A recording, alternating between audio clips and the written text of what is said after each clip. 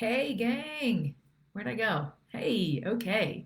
Happy Thursday. I'm really excited about this live because it's something that comes up all the time in lots of different ways with myself and every single person that I have ever worked with, all the way from like CEO, director of a major corporation, all the way down to you know, a brand new entrepreneur starting a business and literally everywhere in between.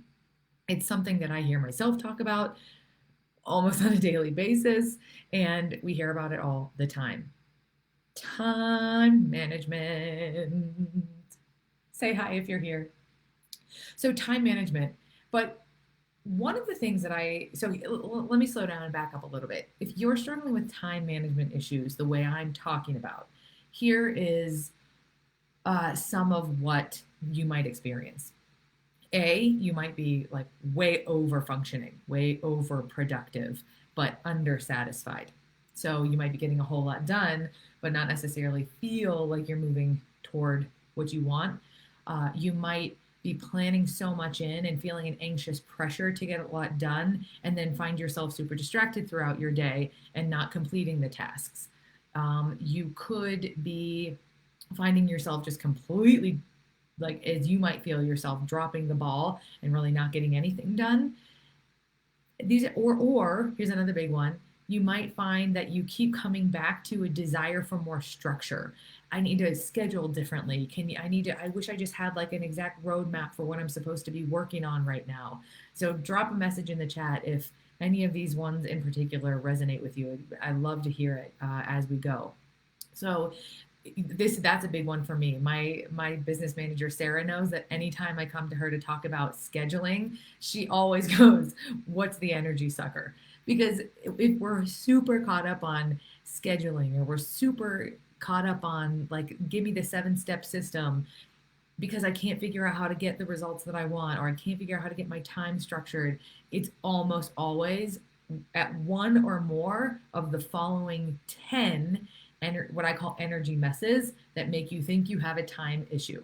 Because what I've seen over and over and over and over again is that when we clean up whatever one of these 10 energy messes there are, um, the time and the scheduling and the structure literally just becomes a logistical problem to solve. And you don't need 17 of your best friends and a coach to help you figure it out. And I'm saying that from personal experience, not an ounce of judgment in there. So, what I'm going to do in this training and I'm going to go through all 10 of these and I'm going to explain them a little bit. But if you want I'm going to create a guide that's kind of like a pocket reference.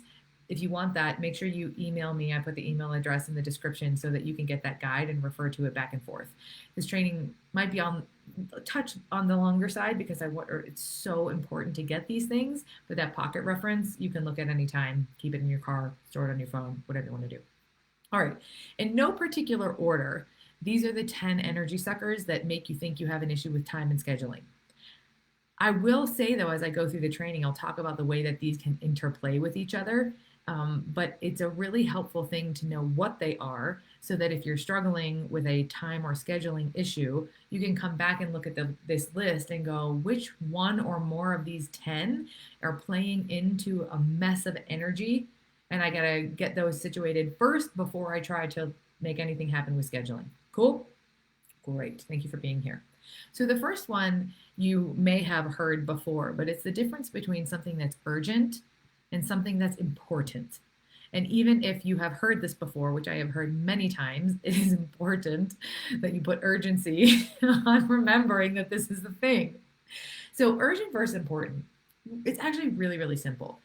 Important stuff makes a big impact and moves you more efficiently towards your goal.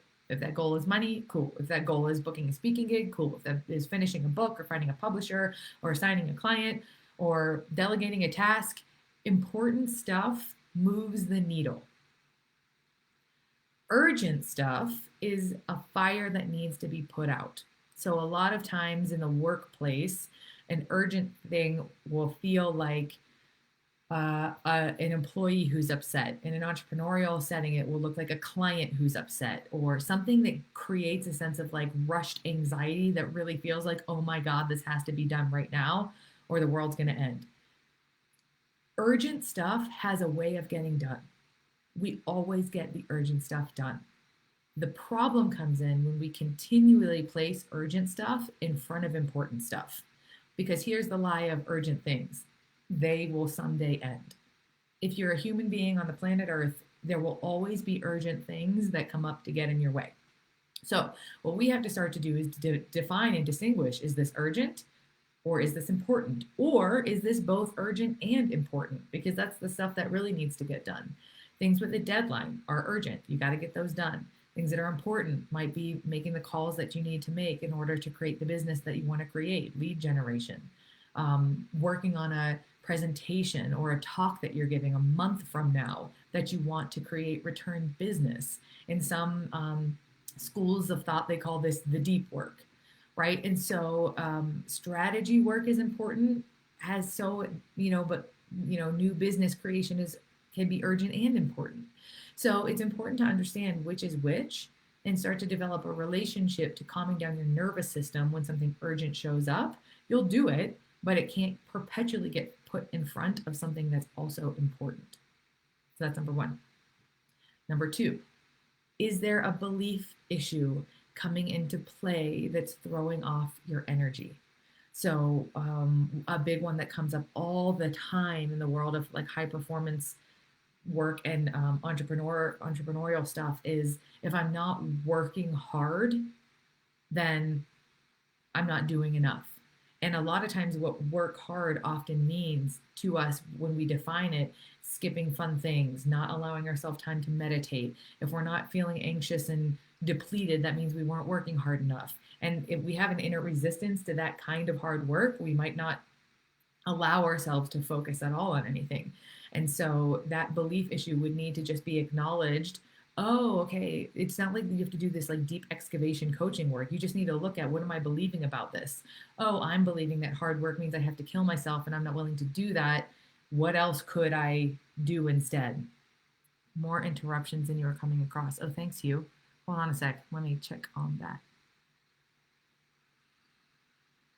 One moment, please. Close some things out.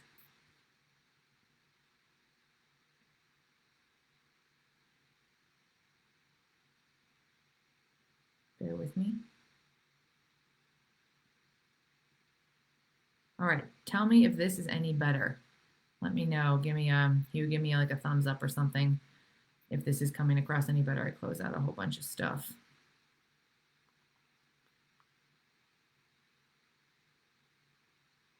I know there's a little bit of a delay, I think, when people comment. Okay, I'm going to keep moving. If it's not, then let me know. Okay. All right. The belief issue. Another one that comes up is, I'm not smart enough. And this is another one that's really, really big from the like conditioning we received in school, that is learning and intelligence are only about regurgitating learned stuff in a book and putting it down on a test. And this isn't necessarily relevant specifically to time management, but it is like paying attention to what are the belief things that have you not able to show up and sit down and do your work, because that will make your energy so messy that you can't see what's in front of you to be done. So again, not going to go into tons and tons of depth here, but just kind of feel into like, is there something that I'm believing about myself or about this path or about what's possible that's throwing off my energy? And then spend a little time and look at that. Reach out to me directly if you want a little bit more support. I'm creating a guide to go with this training, and so I'll probably put some prompt questions in there too. Number 3, what needs cleaned up in your space? And I mean in your energetic space and in your physical space. And now carefully that this one can move into the distraction zone, so just be aware of that. If your house is an absolute disaster, then you might need to literally clean up your house, or you're in the middle of a big move. And that transition that you're making in life is creating a lot of mixed up energy. We are energetic beings and we try to behave too much like robots. And so when we don't factor in the different things that are happening. Do you need to have a difficult conversation with somebody? Are you in an argument with your partner? Are you about to quit a job?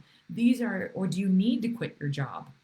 These are big energetic disturbances that when we clean them up, make a massive difference on our ability to focus and feel clear and manage our time. So, a really great question to ask if you can tell that there's something that needs cleaned up in your space is, what am I avoiding? What am I avoiding? Now, that one can also factor into the discipline one that we get to later on. But in this particular one, I mean, what am I avoiding in terms of things in my life that really need handled that I'm kind of like pumping the brakes on because I'm afraid to just do it? Okay. So that is number 3, clean up. Number 4 is about choice and consequence. I don't mean consequence in the like slap your wrist, you've been a bad girl kind of consequence. I just mean that all choices have consequences, both positive and negative. And sometimes it's really important just to understand and have awareness around the choices that we're making and the consequence that those choices have.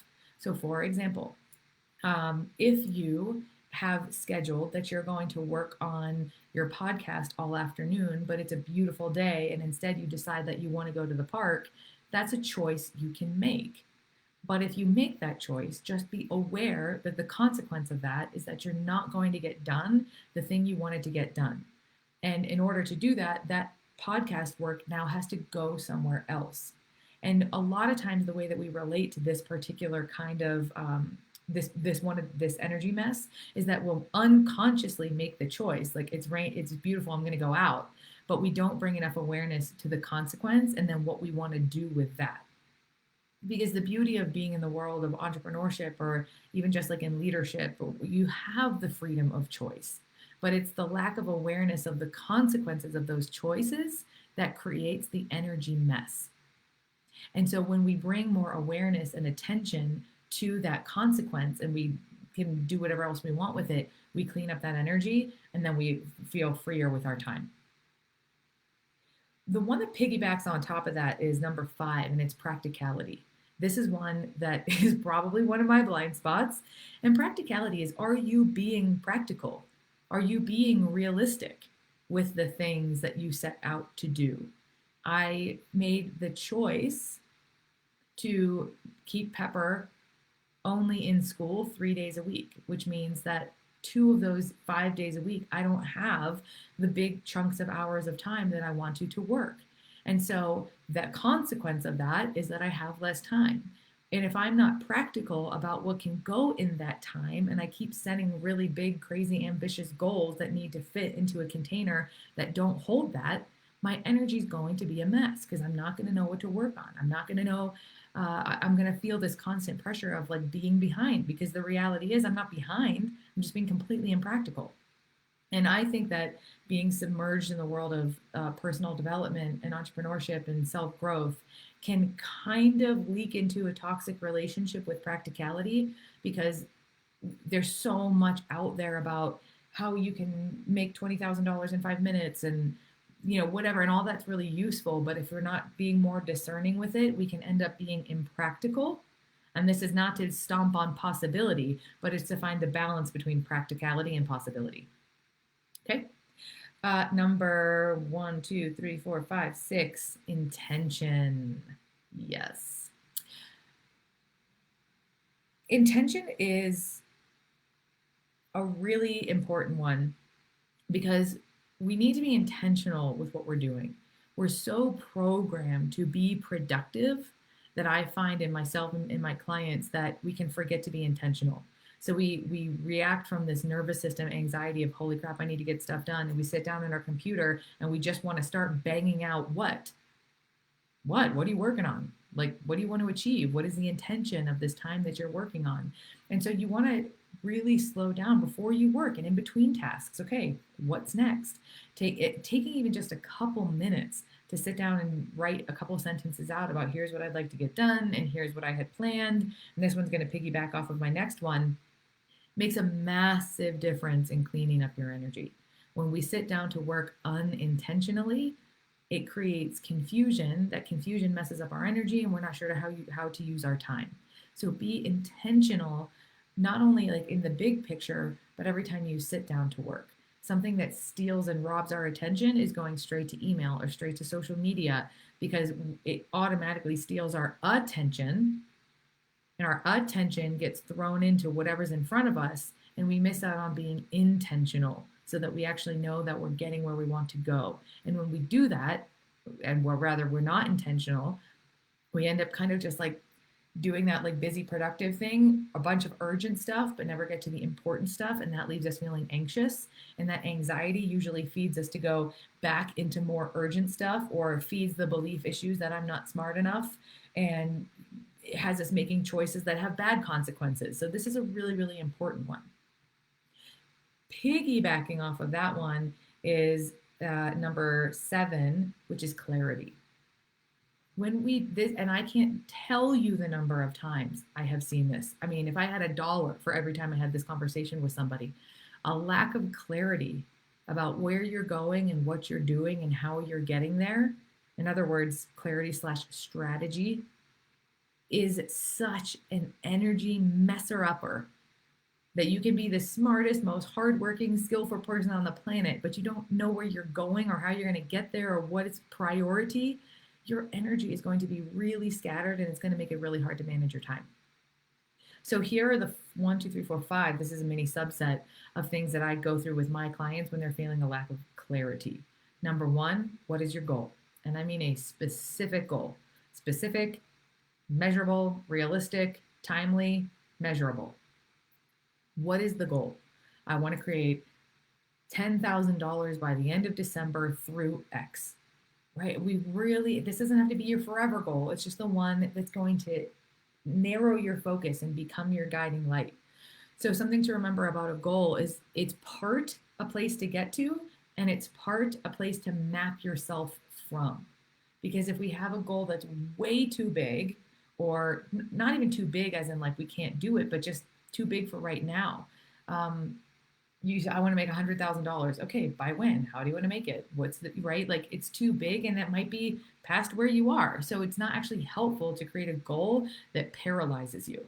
Instead, we want to create a goal that helps create focus and direction. Because once we have that goal, well, then we can map out what's my strategy. So if my goal is to make $10,000 by December through new clients, great. That's beautiful. Through X number of new clients would be even better. What's the strategy for bringing those people into your world, or making new sales at your job, or, insert whatever your thing is there. I'm going to do 15 conversations with people that I know, and I'm going to go to X number of events, and I'm not saying networking events, but X number of events in my city, 2 per month. I'm going to book 1 speaking gig every week. I'm going to get on 7 podcasts. You get the idea. You need to slow it down to figure out how exactly are you going to get there. That's the strategy piece. From that, you can determine what is priority. Which one of those pieces is what's urgent, what's important, what needs to get done first so that the other pieces can come into play. And this is not action. This is what in the strategy section is the most priority, the biggest priority. Only then do we start to get into action. Well, if I want to be on 1 podcast a week, what are the actions that I need to take to make that happen? Okay, I need to reach out to 7 different people, and I need to write 4 podcast pitches, and I want to research new podcasts. I'm going to reach out to podcasts I've been on before and ask for referrals. Whatever those actions are, that goes into the action category. The big problem when we don't have this clarity and we just sit down to work, we don't know what to work on. Even if we have a whole list of actions, we don't know what's priority. We don't know which ones have the biggest impact. And if we don't have, if we have all strategy items and no action items, like be on a podcast, that's not an action. That's strategy. I tell this story all the time, but I remember years ago, I met my sister for lunch, and I was so stressed out about this, and I was fucked up with my schedule. And she said, let me see your to-do list. And I had learn anatomy on my to-do list. because at the time I was teaching fitness, learn anatomy is not an action. It's a strategy item. So you have to start to distinguish and delineate between what is action and what is strategy. And there'll be a little bit more of that in my guide as well. But once we have the action, then we can create a plan. Then we can look at where in my week does this go? How much time is this going to take? What do I already have scheduled? Where would I like it to be? I do my best creative work in the morning. I do my best robot work in the afternoon. So you can plan according. You plan according to your goal, strategy, priority, and action. It's a very clean way to look at something, especially if you're in the world of leadership or entrepreneurship or some sort of self-driven performance. This is really, really, really important because anxiety fueled productivity often leaves this out and you don't know what to work on or when. Cool. So that leaves us with 3 more. So intuition is number 8. Intuition is really important. However, intuition is easier to access once all this other stuff is cleaned up. But I'll tell you what intuition looks like. You're working in one direction in your business and you keep getting this pull to go a different direction. You get an intuitive hit that it's time to start your book, or maybe you should quit your job, or maybe you shouldn't go for that promotion, or call this person first. Intuition is, as I evolve, one of the more bigger and bigger guiding forces in my business. And a lot of times, intuition is an energy messer upper because it might be pulling you in a completely different direction than the one you're headed. And that creates a lot of fear and resistance, and that messes up all the other stuff. And that's why I'm saying it's really helpful and more and easier to listen to intuition when the other stuff is already in place. Now, intuition doesn't have to be about going a different direction and rocking the boat and, dropping a nuclear bomb on the life that you just created. That just happens to be how my intuition works. But intuition can also be like you had planned to do this whole thing, but your intuition is saying, hey, instead, go make that call, or go move into your new house. And when you have these other things in place, it's easier to listen to your intuition. And sometimes intuition is just so strong and pulling you in a certain direction because unknowingly it's going to help you get to your goal faster than the other 7 things you planned. An example of this was almost a year ago, year and a half maybe. I had this whole plan to work on some particular things all day, and my intuition was like, no, go to a cycle class and then go work at a coffee shop instead. And I was like, oh, I don't want to follow my intuition, but I did, and it was an amazing cycle class where I ended up actually getting into conversation with someone who later became a client. And the thing that my intuition pulled me away from was sitting behind my computer trying to create a client. And then I went to a coffee shop and I met this awesome person who introduced me to another person who later became a client. So 2 clients in one day from following my intuition instead of my plan. So some of these things contradict, which is why it's really, really helpful, and they interplay. It's helpful to have the whole list in front of you so that if you're feeling scattered, you can take a look at it and go, all right, what, like I said at the beginning, which one or more of these factors are at play here? Takes a little bit of practice and a little bit of discernment to be able to trust your understanding of what's going on. All right, last 2. Discipline. Had to make the list. Sometimes our energy is scattered just because it's a discipline thing. Just because we just need to sit down and do the damn thing.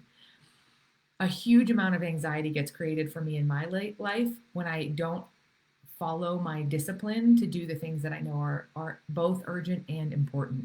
And so these things become like little anxiety leeches that pop onto your body and leach the energy out of you and create anxiety in its place because there's just little stuff that needs done. I needed to call my bank and close an account that I never use anymore and was incurring fees that were like stupid and useless, but I didn't feel like doing it, but it was creating all this anxiety. Sometimes we need to we feel super blocked on doing a particular task in our work, so we keep putting it off, but it's just creating more anxiety. And then that sometimes can creep into, is this a belief issue? Maybe I'm not smart enough. But then if we were to actually just sit down and do it, that anxiety goes away.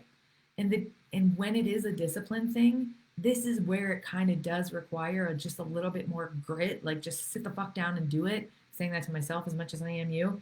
And then that resistance goes away. That energy is cleaned up because you are just simply taking the action that you need to take. Now, one thing that I will qualify this with is so often we get caught in the trap. This is something that leaches our discipline. We get caught in the trap that the action I'm taking isn't big enough, so there's no point. And we forget to do the just day to day stuff that doesn't seem like it makes a difference. So it's easy to just not do. But then that amps up the feeling that you need to do bigger stuff to make progress, which feels unmanageable. Like you can't put it into a goal, strategy, priority, action, or plan.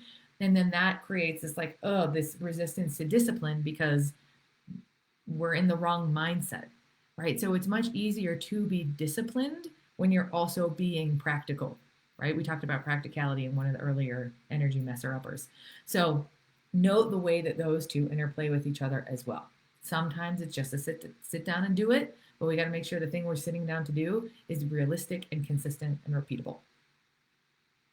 All right, last on the list, and it's last on the list for a reason, is skill. Sometimes we just do not have the skill to do the thing that we want to do. And that creates a lot of messed up energy. It's last on the list because it's most rarely a real issue. But it is on the list because sometimes it is an issue, right? So if you want to monetize your podcast, maybe you have the skill to actually create the episodes, but you don't have the skill or the knowledge or the understanding to monetize the episodes. And so if you recognize that, it doesn't necessarily mean that you can't do any work on your podcast, but we have to go back to urgent and important here. It is important to learn how to monetize your podcast, but it might not be urgent to not edit the ones that you've already created. So you sign up for a training that's 4 weeks from now on monetizing your podcast. The opposite of this would look like, I don't think I have the skill, so I'm going to not do all the things that are important, and I'm going to go online down a rabbit hole looking for ways to monetize my podcast and get on 17 different newsletters and watch 48 different webinars and make no progress at all. Sometimes we also think it's a lack of skill, but it's really a belief issue. Like I struggle with this sometimes when it comes to public speaking. Oh, I'm not famous enough. I'm not successful enough to be a speaker. And then that has me pretend and imagine that I need to learn all this new skill to get there when I really have all the skills I need. It's just me needing to do a little bit of mindset work in order to move forward. So skill is a really important one on this list because it's important to acknowledge that sometimes we are actually not good enough yet. And I don't mean internally worthy. I mean practiced and skilled enough to actually create the results that we want to create. Again, not urgent, not a deal breaker, not a kiss of death to your dream, just something that we need to acknowledge that over time I need to build a little bit more skill to have better results. So those are my top 10. I'm just going to run them down to recap it. 1, urgent versus important. 2, is it a belief issue? 3, is there something in your life you're avoiding or need to clean up? 4, choice versus consequence. 5, practicality. 6, intention. 7, clarity. 8, intuition. 9, discipline. And 10, skill.